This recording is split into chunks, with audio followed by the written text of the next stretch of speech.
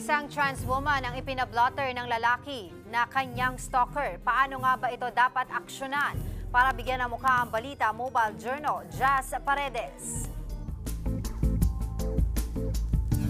Mag-post na yung nararanasan online, lalo kapag nadedehado kayo, pag-isipan mabuti yan bago i-post dahil baka kayo pa ang babaliktad. Kaya ako, sumigaw na ako, be. Sumigaw na ako doon. Hindi, pag sumigaw ka, lalo ka nang makaya ko. Kwento ito ng trans woman na si Gazini. April 18 nang may mangulit sa kanyang lalaki sa chat. Di niya ito pinapansin.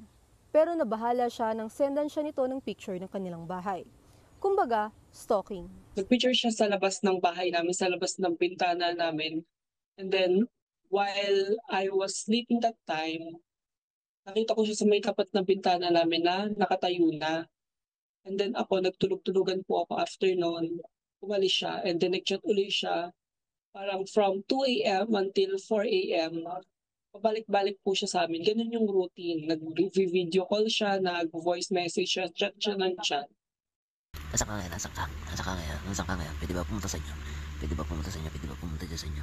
Ayon sa eksperto, ang ganitong uri ng harassment ay maaaring lumabag sa RA 11313 o Safe Spaces Act. Safe spaces, whether physical or online space. Bawal yung physical na stalking or pagsunod, yung unwanted attention or a solicitation of attention.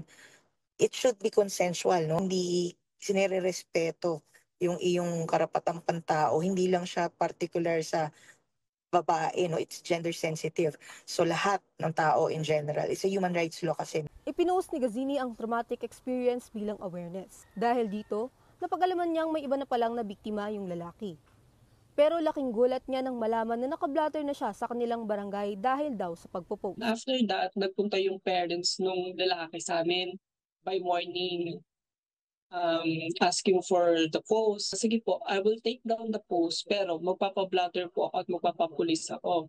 And then sabi po nila, sige po, pumayag po sila that time. Blatter kami, sasamahan nila ako. Wala pong pumunta sa bahay namin na magulang niya. And then next day, nalaman ko po na ako na yung naka-blatter sa kanila about sa may posting. Kung tutuusin, karapatan din naman ito ng inireklamo. Ay, totoo yan.